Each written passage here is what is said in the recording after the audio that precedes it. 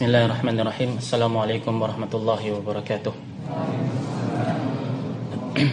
Innal hamdalillah nahmaduhu wa nasta'inuhu wa nastaghfiruh wa na'udzu billahi min shururi anfusina wa sayyiati a'malina. May yahdihillahu fala mudilla lahu wa may yudlil fala hadiya lahu. Wa ashhadu an la ilaha illallah wahdahu la syarika lahu. Wa ashhadu anna Muhammadan 'abduhu wa rasuluh. Sallallahu alaihi wa ala alihi wa sahbihi wa sallama tasliman mazida amma ba'd. Fa inna khairal kalami kalamullah wa khairal hadi hadi Muhammadin sallallahu alaihi wa sallam wa syarral umuri muhdatsatuha fa inna kulla muhdatsatin bid'ah wa kulla bid'atin dhalalah wa kulla dhalalatin finnar.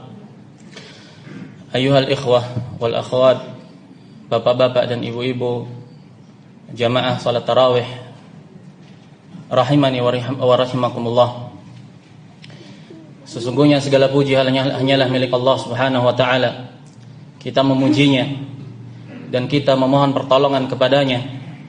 Kita memohon ampunan kepada Allah Subhanahu wa taala dan kita berlindung kepada Allah dari kejelekan diri-diri kita dan dari keburukan amalan-amalan kita.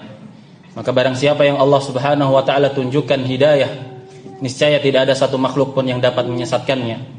Begitu pula sebaliknya, barang siapa yang Allah tetapkan kesesatan bagi dirinya, niscaya tidak ada satu makhluk pun yang mampu untuk membimbingnya ke arah hidayah. Dan saya bersaksi di sini bahwasanya tidak ada sesembahan yang berhak untuk diibadahi melainkan Allah Subhanahu wa taala semata, yang tidak ada sekutu baginya, dan bahwasanya Muhammad adalah hamba dan rasulnya. Salawat dan salam semoga senantiasa tercurahkan kepada beliau, keluarga beliau, dan para sahabat seluruhnya.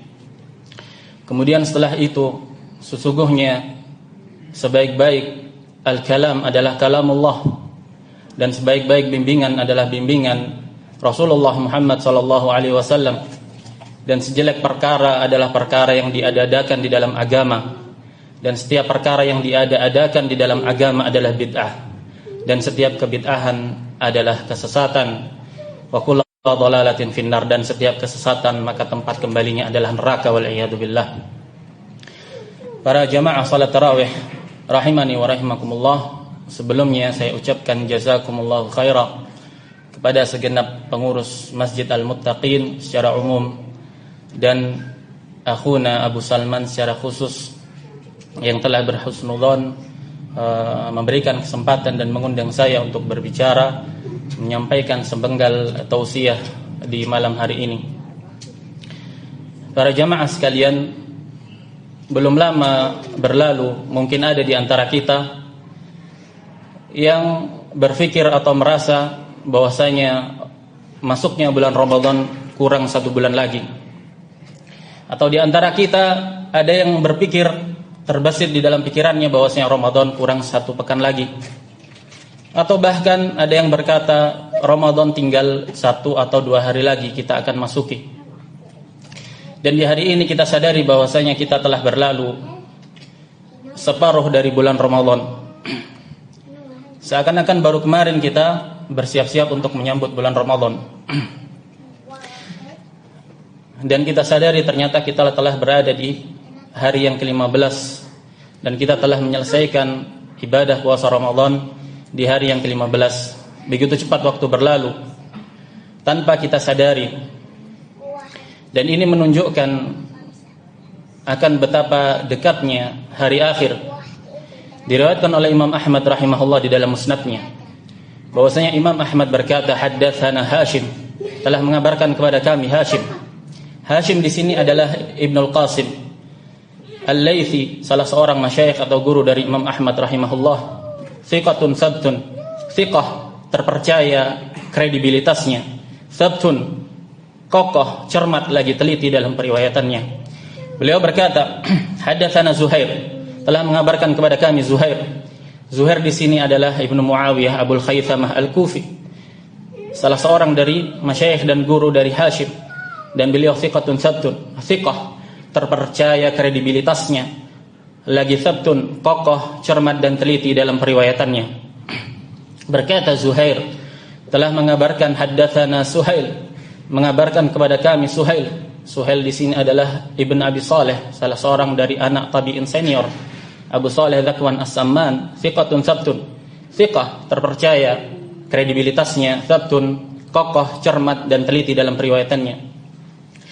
Suhail bin Abi Saleh meriwayatkan dari bapaknya yaitu Abu Saleh Dzakwan As-Samman, tabi'in senior, meriwayatkan dari Abu Hurairah radhiyallahu anhu, sahabat yang mulia, bahwasanya Abu Hurairah berkata,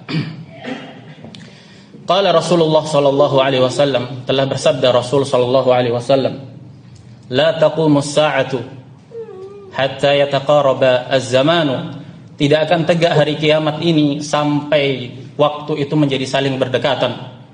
Kemudian dijelaskan oleh Rasul sallallahu alaihi wasallam, hatta takuna sanatu kasyahri, sampai 1 tahun lamanya itu seakan-akan 1 bulan. Wa yakuna syahru kal jumu'ah, dan sampai 1 bulan itu menjadi seakan-akan hanya 1 pekan saja. Wa takunal jumu'atu kal yaum, dan seakan-akan 1 pekan itu hanyalah sebatas 1 hari saja. Wa yakunal yaumu kahtiraqis sa'afah, dan seakan-akan berlalunya 1 hari itu sebagaimana terbakarnya pelepah kurma. Yaitu menunjukkan akan betapa cepatnya hari demi hari, waktu demi waktu berlalu begitu cepat meninggalkan kita, sementara kita larut dalam keterlenaan hidup duniawi.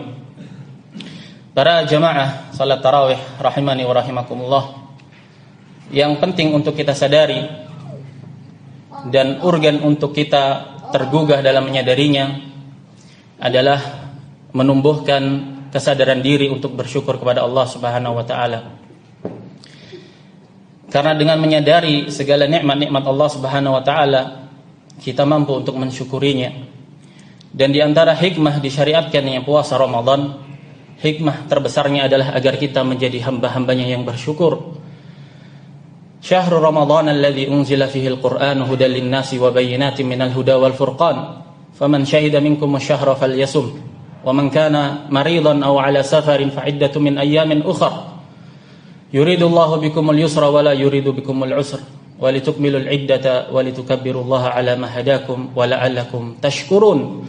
Allah terangkan bahwasanya di bulan Ramadan ini adalah bulan di mana diturunkannya Al-Qur'an. Ditetapkan bagi kita puasa Ramadan, di mana hikmahnya adalah agar kita menjadi hambanya yang bersyukur. Bersyukur atas limpahan nikmat-nikmat Allah Subhanahu wa taala.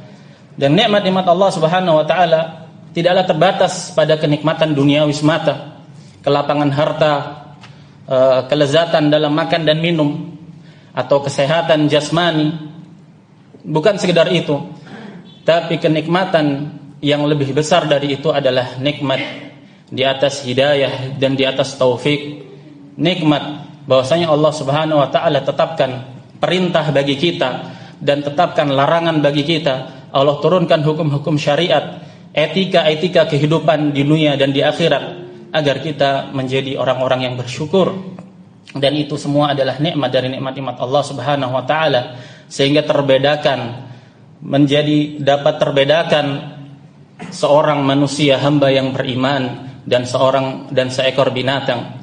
Allah Subhanahu wa taala berfirman, walladzina kafaru ya'kuluna wa yatamatta'una walladzina kafaru yatamatta'una wa ya'kuluna kama ta'kulul an'amu wan naru mathwal lahum. Adapun orang-orang kafir, maka kehidupan mereka hanyalah bersenang-senang dan makan serta minum, tapi tempat kembali mereka adalah neraka wal iyadu billah. Adapun orang mukmin, Allah tetapkan batasan-batasan, Allah tetapkan hukum-hukum syar'i, di mana itu semua adalah nikmat terbesar dari Allah Subhanahu wa taala agar kita menjadi hamba-hamba yang bersyukur. Di dalam surat Al-Baqarah, ketika Allah Subhanahu wa taala berbicara tentang ayat siyam, dijelaskan di sana bahwasanya hikmah di antara hikmah disyariatkannya puasa, Allah awali hikmahnya adalah dengan la'allakum tattaqun. Ya ayyuhalladzina amanu kutiba alaikumus syiyam kama kutiba alal ladzina min qablikum. Apa hikmahnya? La'allakum tattaqun. Semoga dengan itu kalian menjadi orang-orang yang bertakwa. Kemudian Allah jelaskan hikmah turunnya Al-Qur'an di bulan Ramadan. Allah jelaskan hikmahnya adalah la'allakum tashkurun, Kemudian Allah lanjutkan, wa idza sa'alaka 'ibadi 'anni fa inni qarib ujibu da'watad da'i idza da'an falyastajibu li wal yu'minu bi la'allahum yarshudun. Al-irsyad, agar kita menjadi hamba-hambanya yang terbimbing. Kemudian Allah akhiri hikmah dalam ayatus siyam, ayat-ayat yang berkaitan dengan puasa, kembali Allah tutup dengan taqwa. Kadzalika tilka hududullah fala taqrabuha. Itulah batasan-batasan Allah yang telah Allah tetapkan bagi hamba-hambanya, perintah dan larangan. Perintah untuk kita jalani dan larangan untuk kita berhenti dalam batasan-batasannya dan tidak melampauinya. Allah katakan tilka hududullah, itulah batasan-batasan Allah, fala taqrabuha, jangan sampai sekali-kali kalian dekati.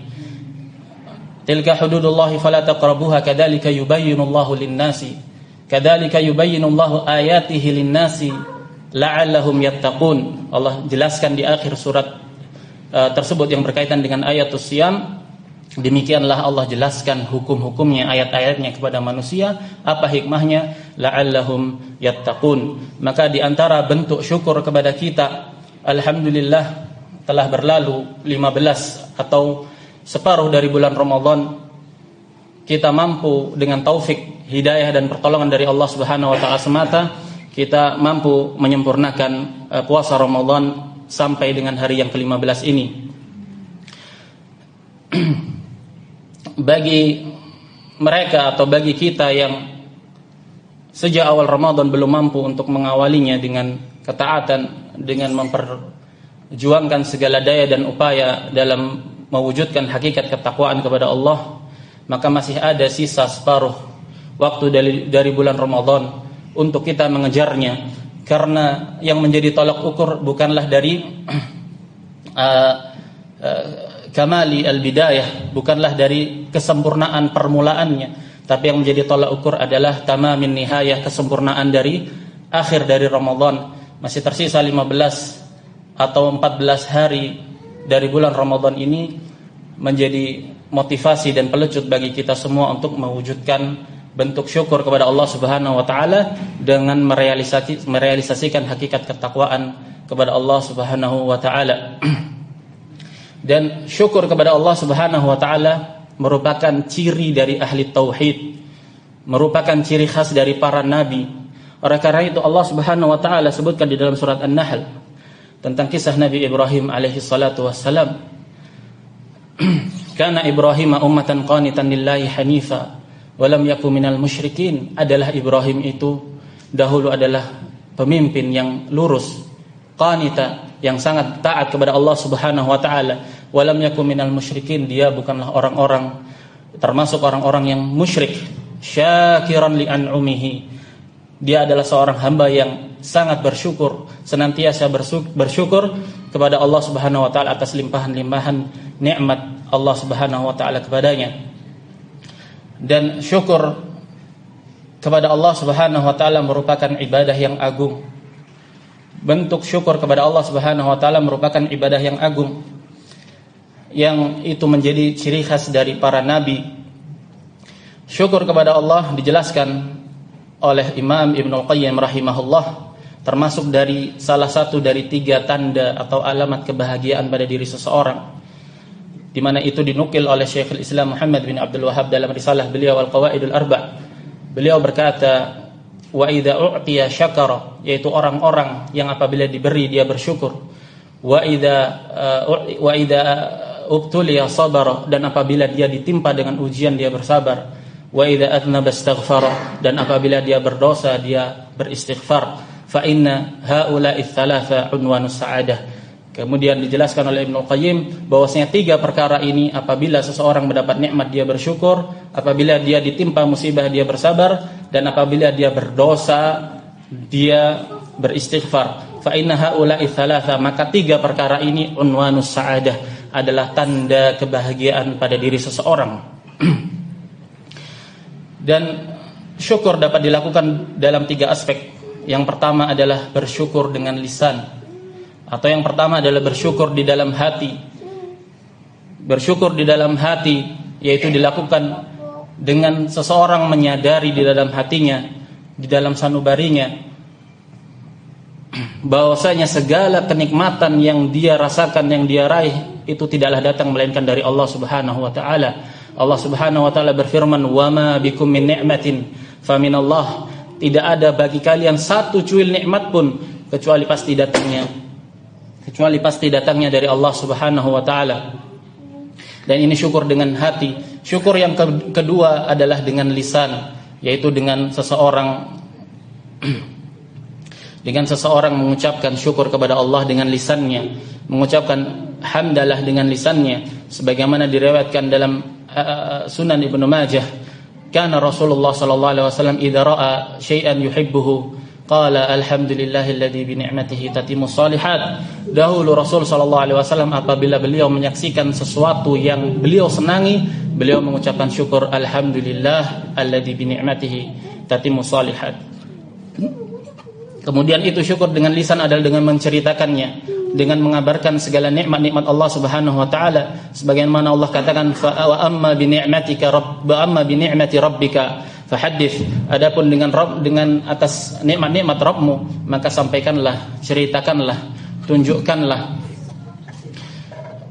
Begitu pula yang ketiga, bentuk syukur adalah dengan amal anggota badan, amalul jawarih, dengan amalan anggota badan, yaitu merealisasikan wujud syukur atas nikmat-nikmat Allah dengan meningkatkan kualitas ketakwaan dan penghambaan diri kita kepada Rabbul Alamin. Diriwayatkan dari Al-Mughirah bin Syu'bah bahwasanya Rasul sallallahu alaihi wasallam di suatu waktu shalla hatta tawarramat qadamah. Rasul sallallahu alaihi wasallam salat sampai bengkak kaki beliau. Faqila lahu, maka dikatakan kepada beliau, ya Rasulullah, malaka wa qad ghafara Allahu laka ma taqaddama min dambik wa ma ta'akhkhar. Mengapa engkau lakukan seperti ini? Engkau melakukan salat sampai bengkak kakimu, sampai pecah-pecah telapak kakimu. Bukankah engkau adalah sosok yang telah diampuni dosanya di masa lalu atau di masa yang akan datang?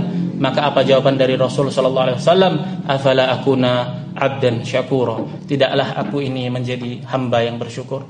Tidakkah layak bagiku untuk bersyukur kepada Allah Subhanahu wa taala atas limpahan nikmat-nikmat Allah Subhanahu wa taala? Maka kita jadikan di waktu separuh sisa dari bulan Ramadan ini sebagai motivasi dan pelecut bagi kita semua untuk meningkatkan grade atau kualitas penghambaan diri kita kepada Allah Subhanahu wa taala dan menutup apa yang kurang dari amalan-amalan kita, apa yang kita masih bermudah-mudahan padanya, apa yang kita masih bermalas-malasan padanya dari amalan-amalan ketaatan yang pahalanya dilipat gandakan di bulan Ramadan ini. Dan jamaah salat tarawih rahimani wa rahimakumullah, maka dalam kesempatan ini kita memotivasi diri kita untuk mewujudkan hakikat penghambaan diri kita kepada Allah, di mana itu adalah hikmah disyariatkannya puasa Ramadan. Ya ayyuhalladzina amanu kutiba alaikumus syiyam kama kutiba alal ladzina min qablikum la'allakum tattaqun. Allah Subhanahu wa taala berfirman di dalam surat Al-Hadid, alam ya'ni lil ladzina amanu an takhsha'a qulubuhum li dzikrillahi wa ma nazala minal haqq wa la yakunu kal ladzina utul kitaba min qablu fatala 'alaihimul amadu faqasat qulubuhum wa katsirun minhum fasiqun.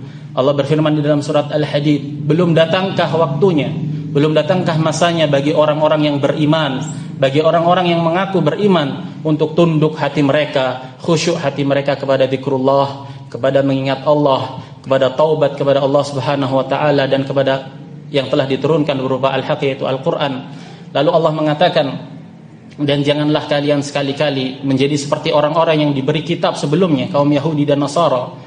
Fatala alaihimul amad, berlalu masa yang panjang dari masa kenabian, faqasat qulubuhum, maka menjadi kaku hati-hati mereka dalam menerima dan tunduk terhadap kebenaran. Kemudian Allah katakan wa katsirun minhum fasiqun. Disebutkan oleh Imam As-Suyuti sebuah athar dari Abdullah bin Abbas radhiyallahu anhu bahwasanya beliau berkata, al-ahdu baina Adam wa Nuh alfu sanah, masa jeda antara Adam dan Nuh itu adalah 1000 tahun. wal ahdu baina Nuh ila Ibrahim alfu sanah, dan masa jeda antara Nuh dan Ibrahim itu adalah 1000 tahun. Wa baina Ibrahim wa Musa sab'atu mi'ati sanah, dan antara Ibrahim dan Musa ada kurun waktu 700 tahun. Wa baina Musa wa Isa alf wa khamsami'a sanah, antara Musa dan Isa itu jeda waktunya 1500 tahun lamanya. Wa baina Isa wa Muhammad sallallahu alaihi wasallam 600 sanah, dan antara Nabi Isa dan Muhammad sallallahu alaihi wasallam ada jeda waktu 600 tahun lamanya. Dan kita sekarang berada di tahun 1442 Hijriah. Itu artinya berlalu masa dari masa kita dan masa Nabi sallallahu alaihi wasallam 1400 tahun lebih lamanya. Maka jika kita perhatikan bagaimana keadaan orang-orang kaum muslimin atau orang-orang yang menisbatkan diri ke dalam agama Islam, ke dalam umat Muhammad sallallahu alaihi wasallam, bagaimana pengaplikasian mereka terhadap ajaran Rasul sallallahu alaihi wasallam, maka kita jadikan momen di separuh bulan Ramadan ini, kita jadikan motivasi dan sebuah tindakan menyudahi segala keterlenaan kita dari ketaatan kepada Allah Subhanahu wa taala, sehingga kita tidak termasuk dalam firman Allah Subhanahu wa taala, wala yakunu kalladzina utul kitaba min qablu fatala alaihimul amadu faqasat qulubuhum wa katsirun minhum fasiqun. Jangan sampai kita menjadi seperti ahli kitab yang telah diberi kitab sebelumnya, fatala alaihimul amad, karena jeda masa kenabian yang panjang 1400 tahun lebih ini membuat hati-hati kita menjadi tunduk, menjadi kaku untuk tunduk menerima kebenaran. Akhir kata, ini yang bisa saya sampaikan dalam tausiah singkat ini, dan kurang lebihnya saya mohon maaf kepada antum semua. Wassallallahu wasallam wa barak ala nabiyyina Muhammad wa ala alihi wa sahbihi ajma'in.